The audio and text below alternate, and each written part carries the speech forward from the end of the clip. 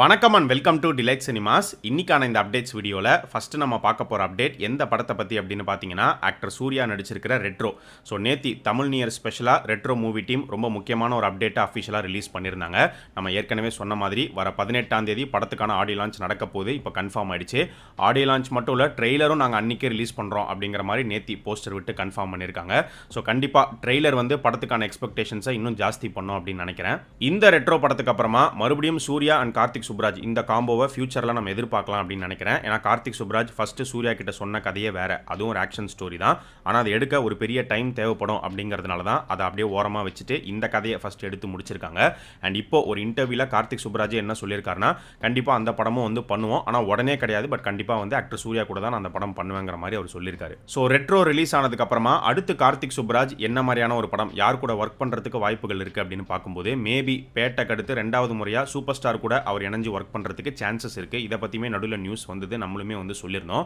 ஆக்சுவலாக பேட்டைக்கு அப்புறமா பார்த்தீங்கன்னா சூப்பர் ஸ்டாரே வந்து மறுபடியும் கார்த்திக் சுப்ராஜ் கூட ஒரு படம் பண்ணணும் அப்படிங்கிற ஒரு இன்ட்ரெஸ்ட்டில் தான் வந்து இருக்காரு, இப்போ வரைக்குமே இருக்காரு அப்படின்னு சொல்லப்படுது. ஸோ கூலி இந்த வருஷம் ரிலீஸ் ஆகிடும், ஜெயிலர் 2 அடுத்த வருஷம் ரிலீஸ் ஆகிடும். ஸோ ஜெயிலர் 2 முடிச்சுட்டு மறுபடியும் கார்த்திக் சுப்ராஜோட சூப்பர் ஸ்டார் ஜாயின் பண்ணலாம். ஒன்று கார்த்திக் சுப்ராஜ், அப்படி இல்லைனா டேரக்டர் மணிரத்னம் கூட சூப்பர் ஸ்டார் படம் பண்ணுற மாதிரி இருக்கும். இப்படி தான் இப்போ நியூஸ் வந்துட்டு இருக்கு. ரெட்ரோ படம் ரிலீஸ் ஆகிற மே 1ஆம் தேதி அதே நாள் நானியோடைய ஹிட் த தேர்ட் கேஸ் அந்த படமும் ரிலீஸ் ஆகுது. இப்போ தான் ரீசெண்டாக படத்தோடைய ட்ரெய்லர் கட்டை அஃபிஷியலாக ரிலீஸ் பண்ணியிருந்தாங்க.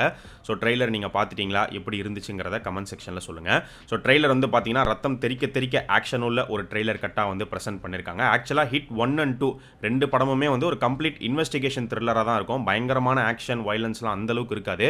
பட் இந்த படத்தில் அதெல்லாம் ஹெவியாகவே இருக்குது. வர வர வயலன்ஸ் வந்து சினிமாவில் இன்க்ரீஸ் ஆகிட்டே வருது. அனிமல், மார்க்கோ அந்த வரிசையில் இப்போ ஹிட் 3 படத்தை இந்த படங்களோடலாம் வந்து கம்பேர் பண்ணி பேசிகிட்டு இருக்காங்க. இது படத்துக்கு கதைக்கு தேவைப்படுற வயலன்ஸா இல்லை நானிக்காக இதெல்லாம் வந்து கிரியேட் பண்ணியிருக்காங்களா அப்படிங்கிறது தெரியல. அண்ட் சென்சார்லையுமே இதுக்கான பிரச்சனை கிரியேட் ஆயிருக்கு. ஏன்னா மூவி டீம் வந்து பார்த்தீங்கன்னா யூஏ சர்டிஃபிகேட் தான் இவங்களுக்கு தேவை. ஆனால் சென்சார் டீம் பார்த்துட்டு யூஏலாம் கொடுக்க முடியாது, இவ்வளோ வயலன்ஸ் இருக்குது, ஏ தான் கொடுப்போம்னு சொல்லிட்டாங்க. யூஏ வேணும்னா இத்தனை கட்ஸ் பண்ணுங்க அப்படின்னு சொல்லியிருக்காங்க. ஆனால் மூவி டீம் வந்து கட் பண்ணுறதுக்கு தயாராக இல்லை. ஸோ அதனால இந்த படத்துக்கு ஏ சர்டிஃபிகேட் தான் கிடைச்சிருக்கு. ஏ கொடுத்தாலுமே பார்த்தீங்கன்னா படத்தில் நிறைய இடங்கள் வந்து பிளர் பண்ணியிருக்காங்க அப்படின்னு சொல்கிறாங்க. பிளர் பண்ணி தான் ஏ சர்டிஃபிகேட்டே வந்து கொடுத்துருக்காங்க. அந்த அளவுக்கு வயலன்ஸ் அப்படிங்கிறது இந்த படத்தில் ஜாஸ்தியாக இருக்க போது. டியூரேஷன் வந்து 2 hours 35 minutes அப்படிங்கிற மாதிரி சொல்லப்படுது. இந்த ஹிட் 3 ட்ரெய்லரில் பார்த்தீங்கன்னா ஒரு டயலாக் வந்து செமையாக இருந்துச்சு. ஒரு பொண்ணு வந்து நானி கிட்ட சொல்லும், உன்னால் இங்கே சர்வைவ் ஆக முடியாது அப்படின்னு. அதுக்கு நானி சொல்லுவார், என்னுடைய கெரியர் பிகினிங்லேருந்தே நான் அதை கேட்டுக்கிட்டு இருக்கேன் அப்படின்னு. ஸோ அது வந்து செமையாக இருந்துச்சு. அண்ட் இந்த ஹிட் 3 உடைய எண்டில் ஒரு கேமியோ அப்பியரன்ஸ் இருக்க போதுங்கிறத ஏற்கனவே சொல்லியிருந்தோம்.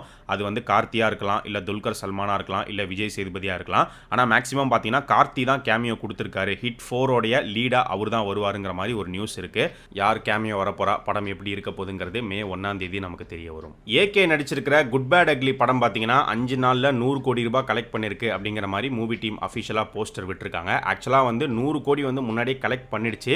இவங்க இப்போ விட்டுருக்கிற போஸ்டர் வந்து தமிழ்நாட்டில் மட்டும் 100 கோடி ரூபா 5 நாளில் கலெக்ட் பண்ணிருக்கு. அதை வந்து போஸ்டரில் அவங்க மென்ஷன் பண்ணாமல் விட்டுட்டாங்க. பட் ஆதிக்கு வந்து அதை எழுதி மென்ஷன் பண்ணி போட்டிருக்காரு.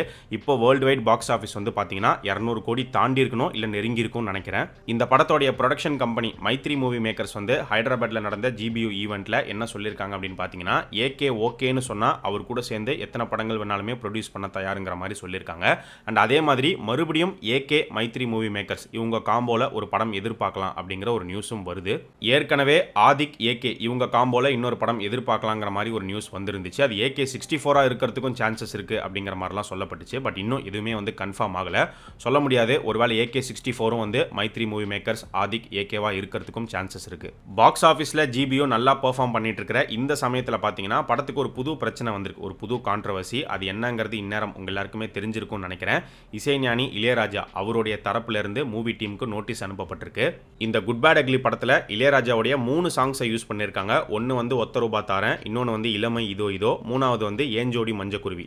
ஸோ இந்த 3 சாங்ஸையும் ப்ராப்பர் பெர்மிஷன் இல்லாமல் யூஸ் பண்ணதுனால 5 கோடி ரூபா வந்து காம்பன்சேஷனாக வந்து கொடுக்கணும் அப்படிங்கிற மாதிரி சொல்லியிருக்காங்க. அது மட்டும் இல்லாமல் ஒரு வாரத்துக்குள்ளே வந்து அப்பாலஜி கேட்கணும் அப்படின்னே வந்து சொல்லியிருக்காங்க. இதை மீறினா லீகலாக ஆக்ஷன் எடுக்கப்படும் அப்படின்னு சொல்லி தான் நோட்டீஸ் வந்து அனுப்பப்பட்டிருக்கு. ஆனால் மூவி டீம் சைட்லேருந்து அவங்க என்ன சொல்கிறாங்க அப்படின்னு பார்த்தீங்கன்னா, நாங்கள் வந்து ப்ராப்பராக மியூசிக் லேபிள் கிட்டேருந்து இந்த 3 சாங்ஸ்க்குமே என்ஓசி வாங்கியிருக்கோம் அப்படிங்கிற மாதிரி சொல்கிறாங்க. ஆக்சுவலாக இதே இஷ்யூ தான் இதுக்கு முன்னாடி கூலி படத்துக்கும் நடந்துச்சு, மஞ்சுமெல் பாய்ஸ் படத்துக்கும் நடந்துச்சு. அவங்களும் பார்த்தீங்கன்னா மியூசிக் லேபிள் கிட்டேருந்து ரைட்ஸ் வாங்கி தான் யூஸ் பண்ணாங்க. பட் இளையராஜா வந்து என் கிட்டேருந்து தான் வாங்கணும் அப்படின்னு சொல்லி அவர் வந்து நோட்டீஸ் அனுப்பியிருந்தார். அதே மாதிரி அதுக்கப்புறமா பேசி சால்வ் பண்ணாங்க. ஆக்சுவலாக அதே மாதிரி தான் இப்போ குட் பேட் அக்லிக்கும் நடக்கும்னு நினைக்கிறேன். ஒரு வாரம் டைம் இருக்குது, அதுக்குள்ளே பேசி சால்வ் பண்ணுவாங்க. ஆக்சுவலாக இளையராஜா சைட்லேருந்து என்ன சொல்லியிருக்காங்கன்னா, 5 கோடி ரூபா காம்பன்சேஷன், அப்பாலஜி அப்படிங்கிறது மட்டும் இல்லாமல் சாங்ஸை வந்து கம்ப்ளீட்டாக ரிமூவ் பண்ணணும். எந்தெந்த பிளாட்ஃபார்மில் இருக்கோ, இப்போ படத்துலேருந்து ரிமூவ் பண்ணணும், இப்போ ட்ரெய்லர் கட்லையும் அவருடைய சாங் யூஸ் பண்ணியிருக்காங்க. ஸோ அதுலேருந்தும் ரிமூவ் பண்ணணும், எல்லாத்துலேருந்தும் நீக்கணுங்கிற மாதிரி சொல்லியிருக்காங்க. ஸோ டிஸ்கஸ் பண்ணி ஃபைனலாக ஏதாவது ஒரு நல்ல முடிவுக்கு வருவாங்க அப்படின்னு நினைக்கிறேன். வெயிட் பண்ணி பார்ப்போம். தளபதி விஜய் இப்போ நடிச்சிட்டு இருக்கிற ஜனநாயகன் படம் எடுத்துக்கிட்டோம் அப்படின்னா, ஆக்சுவலாக நேத்தி தமிழ் நியூ இயர் ஸ்பெஷலாக போஸ்டர் வருங்கிற மாதிரி நியூஸ் வந்தது. இப்போ முறுக்கு மீசை லுக்கில் தான் வந்து விஜய் இருக்காரு. அந்த லுக்கோடைய போஸ்டர் தான் ரிவீல் பண்ணுவாங்கன்னு சொல்லப்பட்டுச்சு. பட் அஃபிஷியல் போஸ்டர் ஒன்றுத்தையுமே காணோம். பட் அதுக்கு பதிலாக ஃபேன்ஸ் வந்து பார்த்தீங்கன்னா ஃபேன் மேட் போஸ்டர்ஸ் ரெடி பண்ணி ரிலீஸ் பண்ண ஆரம்பிச்சிட்டாங்க. ஸோ அடுத்த அஃபிஷியல் அப்டேட் வந்து ஜூன் 22 தான் வரும்னு நினைக்கிறேன். அன்னைக்கு தரமான ஒரு அப்டேட் காத்துட்டு இருக்கு. அதுக்கு நடுவில் ஏதாவது ஒரு நாள் அப்டேட் வருமாங்கிறத வெயிட் பண்ணி தான் பார்க்கணும். இன்னைக்கு இந்த படத்தை பற்றி கிடைச்சிருக்கிற லேட்டஸ்டான ஒரு நியூஸ் என்ன அப்படின்னு பார்த்தீங்கன்னா, Malayalam rap singer Hanumankind அவர் வந்து இந்த ஜனநாயகன் படத்தில் ஒரு ரேப் போர்ஷன் பாடியிருக்காரு அப்படின்னு சொல்லப்படுது. ஃபர்ஸ்ட் டைம் அனிருத் கூட சேர்ந்து அவர் ஒர்க் பண்ணியிருக்காரு.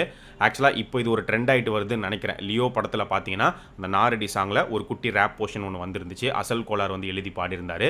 இப்போ குட் பேட் அக்லியில் பார்த்தீங்கன்னா பால் டப்பா அவர் ஒரு ரேப் போர்ஷன் எழுதி பாடியிருந்தாரு.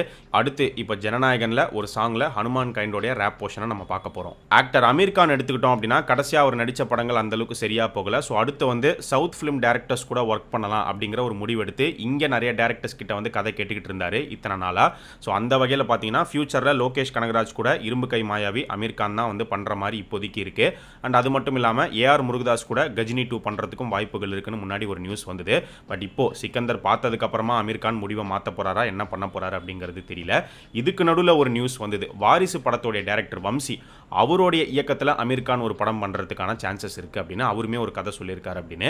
இப்போ அந்த ப்ராஜெக்ட்டை பற்றி வந்திருக்கிற நியூஸ் என்ன அப்படின்னு பார்த்தீங்கன்னா, ஆல்மோஸ்ட் கன்ஃபார்ம் ஆயிடுச்சு. வம்சி தான் அடுத்து அமீர் கானை டைரக்ட் பண்ண போறாரு அப்படின்னு சொல்கிறாங்க. ஸோ வம்சி சொல்லியிருக்கிற கதை அமீர் கானுக்கு ரொம்ப பிடிச்சி போயிடுச்சான். அதுவும் ஒரு ஃபேமிலி ஸ்டோரியாக என்ன மாதிரியான ஒரு கதைக்களமாக இருக்க போகுதுன்னு தெரியல. இந்த வருஷம் ஜூன் மந்த்லேருந்து ஷூட்டிங் போகிறாங்க அப்படிங்கிற மாதிரி லேட்டஸ்ட்டாக ஒரு நியூஸ் கிடச்சிருக்கு. எஸ்கே அடுத்து ஏஆர் முருகதாஸ் இயக்கத்தில் இப்போ நடிச்சிட்டு இருக்கிற மதராசி அந்த படத்தோடைய ரிலீஸ் டேட்டை நேற்று அஃபிஷியலாக கன்ஃபார்ம் பண்ணியிருந்தாங்க. நம்ம முன்னாடியே சொன்ன மாதிரி படம் செப்டம்பர் 5ஆம் தேதி தியேட்டர்ஸில் ரிலீஸ் ஆக போகுது. ஸோ போன வருஷம் செப்டம்பர் 5 தளபதி விஜயோடைய கோட் ரிலீஸ் ஆச்சு. அந்த படத்தில் எஸ்கே ஒரு கேமியோ அப்பியரன்ஸ் கொடுத்திருந்தாரு. ஸோ அந்த படத்தில் தான் தளபதி விஜய் கிட்டேருந்து துப்பாக்கியை கையில் வாங்கினாரு.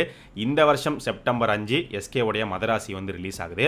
அடுத்த வருஷம் பொங்கலுக்கு ஜனநாயகன் கூட எஸ்கே உடைய பராசக்தி கிளாஷ் ஆக போதா இல்லையா அப்படிங்கிறது போக போக நமக்கு தெரிய வரும். தெலுங்கு டைரக்டர் பூரி ஜெகநாத் அவருடைய இயக்கத்தில் விஜய் சேதுபதி ஒரு படம் பண்றாரு. ஷூட்டிங் இந்த வருஷம் ஜூன் மந்த்லேருந்து ஸ்டார்ட் பண்றாங்க. இந்த ப்ராஜெக்ட்குள்ள தபு வந்துட்டாங்க. தபு ஒரு முக்கியமான ரோல் பிளே பண்றாங்க.